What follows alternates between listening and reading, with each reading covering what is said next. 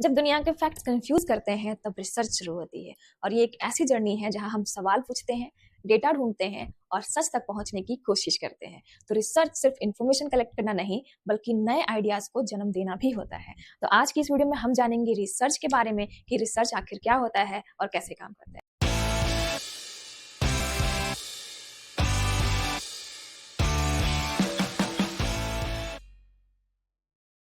Hello everyone, मैं हूं Neha and welcome back to my channel Neha's academy. कैसे हैं आप सभी? होपफुली आप सब बहुत ही अच्छे होंगे एंड आई आल्सो होप कि आप सभी की यूजीसी नेट की प्रिपरेशन भी बहुत अच्छे तरीके से चल रही होगी। आज की इस क्लास में हम बात करेंगे पेपर 2 के बारे में, जो कि रिसर्च से है और रिसर्च के वो सारे टॉपिक्स क्लियर करेंगे जो आपके एग्जाम्स में अक्सर पूछे जाते हैं एंड पूछने के चांसेस भी होते हैं। तो ये सारे टॉपिक्स कर लेने के बाद आप इनसे रिलेटेड सारे क्वेश्चन भी कर पाएंगे और भी इजिली कर पाएंगे और इन टॉपिक्स को कभी नहीं भूलेंगे। तो चलिए बिना किसी देरी के शुरू कर लेंगे हमारी ये क्लास शुरू करने से पहले आपको बता दूं कि अगर आप मेरे चैनल पर नए हैं तो प्लीज चैनल को सब्सक्राइब कर लीजिए एंड बेल आइकन को भी जरूर प्रेस कर लेना, ताकि जो भी अपडेटेड नोटिफिकेशंस हो वो बहुत इजीली मिल पाए, क्योंकि मैं आपको पेपर 2 के कॉमर्स एंड मैनेजमेंट के भी सारे टॉपिक्स क्लियर करवा रही हूँ। तो चलिए बिना किसी देरी के शुरू कर लेंगे वीडियो। ओके, तो चलिए चल लेते हैं हमारी क्लास में, जो कि होने वाली है हमारी meaning and characteristics of research. तो ये जो है ये यूजीसी नेट पेपर 1 वालों के लिए क्लासेस बहुत ही हेल्पफुल है, जो कि ये यूनिट नंबर 2 है रिसर्च के बारे में। ठीक है, रिसर्च एप्टीट्यूड से तो हम जानेंगे कि रिसर्च का मीनिंग क्या है और इसके कैरेक्टरिस्टिक्स कौन कौन से हैं। ठीक है, तो ये सभी लोगों के लिए है जो भी यूजीसी नेट जेआरएफ की प्रिपरेशन कर रहे हैं या फिर सेट की प्रिपरेशन कर रहे हैं, और ये बिगिनर्स एंड रिपीटर्स दोनों के लिए है। तो मैं हूं नेहा शर्मा, मैं यूजीसी नेट क्वालिफाइड हूँ कॉमर्स सब्जेक्ट से, और मैं आपको कराने वाली हूँ पेपर 1 के सारे टॉपिक्स, सारे यूनिट्स, जिसमें मैं आपको बेसिक्स के साथ साथ सारे क्वेश्चंस भी करके दिखाऊंगे, प्रीवियस ईयर क्वेश्चंस और बहुत सारी चीजें। ठीक है, तो अभी शुरुआत करिए हमने, तो चलो देख लेते हैं कि रिसर्च क्या होता है। ओके, चलिए, तो व्हाट इज रिसर्च? सबसे पहले तो मैंने वही बताया है आपको कि पहले क्वेश्चन मार्क आना चाहिए आपके दिमाग में कि आखिर रिसर्च क्या है। तो रिसर्च के बारे में देख लेंगे कि derived from French word researcher. ठीक है, ये रिसर्चर से बनकर के आया, जिसको बोलते हैं सर्च अगेन। तो it is a systematic and scientific process to find answers और सॉल्व प्रॉब्लम। ठीक है, तो ये कहाँ से आया कि ये एक सिस्टमैटिक एंड साइंटिफिक प्रोसेस है, जिससे कि क्या करते हैं हम आंसर्स को फाइंड करते हैं ताकि प्रॉब्लम्स को सॉल्व कर सकें। तो रिसर्च का मतलब क्या है? To search again.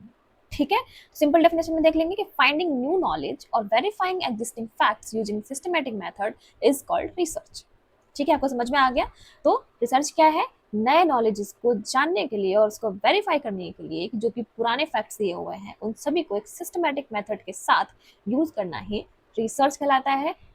किसी भी सर्च को, किसी भी चीज को बार बार रिसर्च करते रहो, search again and again, it is called research. ठीक है, समझ में आया आपको? चलिए आगे चलते हैं हम और देख लेंगे एग्जाम्पल्स टू अंडरस्टैंड रिसर्च। ठीक है, कुछ एग्जाम्पल्स देखेंगे जिससे हम रिसर्च को अंडरस्टैंड कर पाए।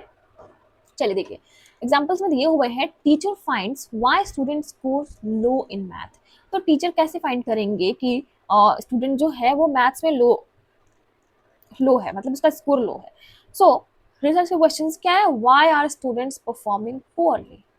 ठीक है, तो अगर उसको एग्जाम्पल दिया हुआ है कि अगर स्टूडेंट जो है वो मैथ्स में कम नंबर लेकर के आ रहे हैं, तो रिसर्च का क्वेश्चन क्या होना चाहिए? Why are student performing poorly, वो क्यों आखिर अपना परफॉर्मेंस पुअरली दे रहे हैं। देन क्या है? Company test which ad works best. तो इसका क्वेश्चन क्या होगा? Which ad increases sales. तो क्या करना होगा? वहां पे देखना होगा कि कौन से एड जो है वो सेल्स को इंक्रीज कर सकते हैं। देन क्या है? Psychologist studies effect of music. तो अगर उनको इफेक्ट ऑफ म्यूजिक दिखना हो साइकोलॉजिस्ट को, तो क्या करेंगे? वो डज म्यूजिक इंप्रूव कॉन्सेंट्रेशन, क्या म्यूजिक से कॉन्सेंट्रेशन इंप्रूव होती है। तो ये सारे कुछ क्वेश्चंस हैं रिसर्च के, जिसकी वजह से बहुत सारे रिसर्च करे जाते हैं, देखे जाते हैं, सैंपल्स उठाए जाते हैं, वो सारी चीजें करी जाती है रिसर्च के अंदर में। ठीक है, चलिए अब आगे देख लेंगे कि कैरेक्टरिस्टिक्स रिसर्च के क्या है। तो research should be systematic, objective, empirical, logical, replicable, verifiable, controlled, accurate and precise. इतनी सारे कैरेक्टरिस्टिक्स होने चाहिए रिसर्च के, मतलब कि वो सिस्टमैटिक वे में हो, उसके कुछ ऑब्जेक्टिव्स भी हो, वो एम्पेरिकल हो, वो लॉजिकल भी होना चाहिए, रेप्लिकेबल भी होना चाहिए और वेरीफाइबल भी होना चाहिए, मतलब उसको वेरीफाई भी कर सकते हैं, उसको कंट्रोल भी कर सकते हैं, और वो एक्यूरेट होना चाहिए। ठीक है, तो ये सारी चीजें होनी चाहिए रिसर्च की कैरेक्टरिस्टिक्स। समझ में आया? अब आगे बढ़ लेंगे, उसको एक्सप्लेनेशन के साथ देख लेंगे कैरेक्टरिस्टिक्स को। तो एक्सप्लेनेशन में देखो आप कि कैरेक्टरिस्टिक्स जो है सिस्टमेटिक का मतलब क्या है? Follow steps. तो जो स्टेप्स दिए हुए हैं उसको फॉलो करना सिस्टमेटिक लाता है। और इसके एग्जांपल क्या होते हैं कि पहले डेटा को लाना, फिर उसको एनालाइज करना, देन कंक्लूजन बनाना। तो ये क्या है? स्टेप्स हैं जो कि सिस्टमेटिक वे में चल रहे हैं। देन आता है ऑब्जेक्टिव्स। तो ऑब्जेक्टिव्स में क्या होता है? बेस्ड ऑन फैक्ट्स नॉट बायस। ठीक है, वो फैक्ट पे बेस्ड होना चाहिए, बायस नहीं होना चाहिए। यूजिंग डेटा नॉट ओपिनियन, किसी के ओपिनियन को यूज नहीं करना है बल्कि डेटा को यूज करना है। इंपेरिकल कैसे होगा? क्योंकि हमें रियल डेटा यूज करना है यहाँ पे। ठीक है, वो भी किसकी वजह से? सर्वेज के साथ, एक्सपेरिमेंट से। आप देखोगे बहुत सारे लोग फर्जी और सर्वे दिखा देते हैं कि हमने ये इस पर सर्वे कर लिया है, इसके बारे में अब एक्सपेरिमेंट कर लिया है, अब हमको इसका रिजल्ट ये मिला है। तो बहुत सारी चीजें आजकल फर्जी भी होने लगी हैं, बट रिसर्च का मतलब ही यही है कि आपको रियल डेटा यूज करना है, real surveys, real experiments. Logical क्यों? क्योंकि इसमें रीजनिंग यूज हो रहा है। डेटा लीड्स टू कंक्लूजन, इसमें कुछ कंक्लूजन निकल के आ रहा है जो लॉजिक के साथ है, इट इज लॉजिकल। रेप्लिकेबल का मतलब क्या होता है? इट कैन बी रिपीटेड, वो रिपीटेड होना चाहिए। सेम मेथड सेम रिजल्ट हो सकता है, एक बार में रिजल्ट नहीं आया, आप दोबारा उसको चेक करो, दोबारा चेक करो। रिसर्च का मतलब ही है to search again and again and again, right. Then verifiable का मतलब क्या होता है? कैन बी चेक्ड, इसको वेरीफाई कर सकते हैं हम। So compare with other studies, तो इसको कंपेयर भी कर सकते हैं दूसरों की स्टडी के साथ और वेरीफाई भी कर सकते हैं कि ये वेरीफाइड है कि नहीं।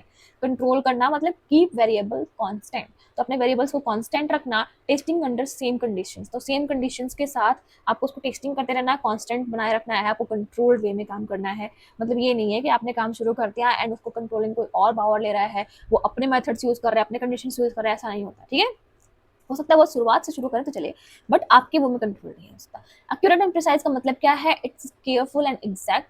तो ये क्या होना चाहिए? ये केयरफुली काम होना चाहिए एंड एग्जैक्ट काम होना चाहिए, correct units and verified data के साथ होना चाहिए। ठीक है, तो ये सारी चीजें हैं जो कि कैरेक्टरिस्टिक्स बताती हैं रिसर्च के बारे में, कि रिसर्च जो है वो किस तरीके का होना चाहिए, तभी वो रिसर्च कहलाएगा। ओके, तो कुछ रिसर्च के प्रोसेसेस भी होने वाले हैं, जो कि कौन कौन से होने वाले हैं आइए देख लीजिए। तो चलिए स्टेप्स देखेंगे। तो स्टेप्स क्या क्या है रिसर्च प्रोसेस के?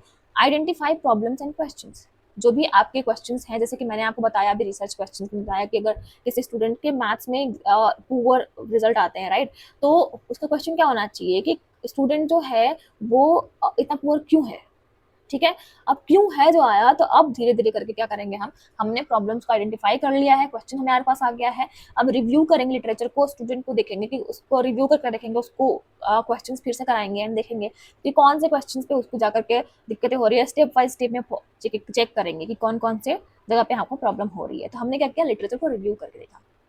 Then formulate hypothesis. अब हमने देखा कि अगर उसका सिर्फ अलजेब्रा में प्रॉब्लम आ रहा है, तो हमने देखा कि वहां पे प्रॉब्लम आ रहा है, तो हम वहां पे हाइपोथेसिस फॉर्मुलेट करेंगे। इट मींस दैट कि उसको किस तरीके से हमें टेस्ट करना है, ठीक है, ताकि उसको अलजेब्रा समझ में आ जाए। तो हम क्या करेंगे, रिसर्च को डिजाइन करेंगे, यानी कि उसको पढ़ाने के कुछ स्टेप्स देखेंगे कि हमें किस तरीके से पढ़ाना है, उस रिसर्च को कैसे फॉर्मुलेट करना है उसके साथ में, राइट। एंड देन हम डेटा को कलेक्ट करेंगे। अब हमने जो रिसर्च करी वो बता दिया, हमने उसको बता दिया कि ये फॉर्मूला लगाओ, इस तरीके से आपको जाना है, ये मान के चलना है, राइट। अब हमने जब उसका अलजेब्रा कंप्लीटली पढ़ा दिया, तब हम डेटा कलेक्ट करेंगे कि इसको इस तरीके से पढ़ाने पे यहाँ पे ये रिजल्ट आता है, उस तरीके से पढ़ाने पे उसका रिजल्ट इस तरीके से आता है। मतलब हमने देखा कि अगर हम उसको 4-5 तरीके से अलजेब्रा को पढ़ा रहे हैं, तो उसमें से कौन सा तरीका बेस्ट हो रहा है, उसके हमने डेटा को क्या किया, कलेक्ट किया। फिर एनालाइज किया डेटा को कि कौन सा टेस्ट मेथड जो है वो हमने जो यूज करा है वो स्टूडेंट पे अच्छी तरीके से फिट बैठता है, स्टूडेंट अच्छे से समझता है उस चीज को, ठीक है। एंड देन हमने इंटरप्रेट किया और रिपोर्ट फाइंडिंग्स करी, यानी कि फिर हमने रिपोर्ट बनाया, फाइनल रिपोर्ट। एंड देन हमें समझ में आया कि जो रिसर्च का जो प्रोसेस है वो हमारा कहाँ तक सही हुआ, रिसर्च जो हम कर रहे थे उस स्टूडेंट पे, उसका हमें रिजल्ट क्या मिला। ठीक है, समझ में आया आपको? अगर रिजल्ट सही नहीं आया तो फिर से हम रिसर्च करेंगे, फिर अलग अलग टेस्ट मेथड्स वगैरह यूज करेंगे। चलिए, होपफुल आपको इतना सोच समझ में आया होगा। अब आगे बढ़ लेते हैं हम। रिसर्च प्रोसेस में दिखा दिया आपको, अब आपको बताना है इंपॉर्टेंस ऑफ रिसर्च। रिसर्च की इंपॉर्टेंस क्या कौन कौन से हैं। तो इट जनरेट्स न्यू नॉलेज, तो ये क्या करता है, न्यू नॉलेज को जनरेट करता है। हेल्प सॉल्व प्रॉब्लम्स, तो ये क्या करता है, प्रॉब्लम्स को सॉल्व करने में हेल्प करता है। इम्प्रूव्स पॉलिसीज एंड प्रैक्टिसेस, तो ये क्या करता है, पॉलिसीज एंड प्रैक्टिसेस को इम्प्रूव करने की कोशिश करता है। इट सपोर्ट्स डिसीजन मेकिंग, इसकी वजह से क्या होता है, हमें डिसीजन को लेने में सपोर्ट मिलता है कि हमने जो रिसर्च करी है उसकी वजह से बिजनेस पे कहाँ पे इफेक्ट पड़ रहा है, कैसे चल रहा है बिजनेस, तो हमने वहाँ पे डिसीजन को भी लेने के लिए सोचा। एंड देन बिल्ड थ्योरीज, तो ये क्या करता है, थ्योरीज भी बनाता है। आप देखोगे ना बहुत सारे थ्योरीज आपको पढ़ना पड़ता है, वो सारी थ्योरीज कहाँ से आती है, पहले रिसर्च करा जाता है उस पर, एंड देन फाइनली उस पर थ्योरी बनती है कि ये थ्योरी जो है इस पर परफेक्ट बैठेगा। जैसे कि आपने 10th क्लास में पाइथागोरस पढ़ा होगा, राइट।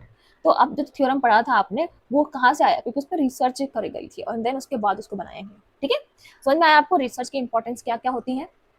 नाउ अब हम देखेंगे कुछ सैम्पल क्वेश्चंस देख लेंगे ताकि आपका जो भी आपने जो पढ़ा है वो क्लियर हो पाए। तो रिसर्च का मतलब क्या होता है? तो मैंने आपको बताया था रिसर्च का मतलब होता है सर्चिंग अगेन एंड अगेन, यानी कि आप बार बार सर्च कर रहे हो उस चीज को, तो रिसर्च, री एंड देन सर्च। ठीक है, तो इसका मतलब वैसे समझ में आ गया आपको। नेक्स्ट क्वेश्चन जो है, this is not a characteristics of research. तो रिसर्च के कैरेक्टरिस्टिक्स कौन से नहीं होते हैं? तो सब्जेक्टिविटी। आई नो मैंने यहाँ पर आपको ऑब्जेक्टिव क्वेश्चंस नहीं दिए हैं, ढेर सारे ऑप्शन नहीं दिए हैं, बस मैंने ऐसे ही क्वेश्चन को मैं लेकर के आई हूँ, राइट। चलो एक क्वेश्चन जो है आपको भी करना है कि why is research empirical. Research को इम्पेरिकल क्यों होना चाहिए आपको बताना है, कमेंट सेक्शन में जरूर बताइए आप सभी कि रिसर्च जो है वो इम्पेरिकल क्यों होता है, मतलब उस पर रियल हम वो क्यों डालते हैं, वो बताना है। चलिए ठीक है, ये आप जरूर कमेंट में करिए, आपका होमवर्क है आज का। चलिए अब मिलते हैं हम हमारे की पॉइंट्स की तरफ कि हमने आज जो पढ़ा उसमें की पॉइंट्स क्या क्या मिले हैं हमें। सो रिसर्च जो होता है वो सिस्टमेटिक होता है और ये साइंटिफिक सर्च फॉर आंसर्स होता है, मतलब हमारे पास कोई क्वेश्चन है उसका आंसर ढूंढ रहे हैं हम, और वो भी सिस्टमेटिक वे में। कैरेक्टरिस्टिक्स क्या क्या देखा हमने कि ये सिस्टमेटिक होता है, ऑब्जेक्टिव होता है, एम्पेरिकल होता है, लॉजिकल होता है, रिप्लिकेबल होता है और वेरीफाइबल होता है। ठीक है, तो ये सारी चीजें कैरेक्टरिस्टिक्स थी इसकी। और हमने ये भी देखा कि ये नॉलेज को क्रिएशन करने में एंड प्रॉब्लम को सॉल्व करने में हेल्प करता है। तो इतनी सारी चीजें थी जो हमने देखा कि रिसर्च करने से क्या क्या चीजें मिलती हैं और क्या क्या हमारे इसके की पॉइंट्स हो गए। मैंने आपको क्वेश्चन भी बता दिया। होपफुली आपको यहाँ तक में सब कुछ क्लियर हो गया होगा। अब नेक्स्ट मिलेंगे हम रिसर्च के ही अगले टाइप्स में कि रिसर्च आखिर कितने तरीके के होते हैं और कौन कौन से होते हैं, ये सब कुछ देखेंगे हम। और ये सब कराऊंगी मैं आपको, पूरा का पूरा रिसर्च आपको ऐसे दिमाग में बिठा दूंगी ताकि आपको क्वेश्चन मिले तो आप बोलोगे अरे ये तो मैंने पढ़ा है, यूं करूंगी। ठीक है, चलो ठीक है, मिलते हैं नेक्स्ट वीडियो में नई चीजों के साथ। तब तक के लिए thank you so much for watching the video. Please video को लाइक करना, कमेंट में बताना कि आप सभी को मेरी वीडियो कैसी लगी और दोस्तों के साथ शेयर जरूर करना। चलो मिलते हैं नेक्स्ट वीडियो में। Wish you very all the best for your preparation.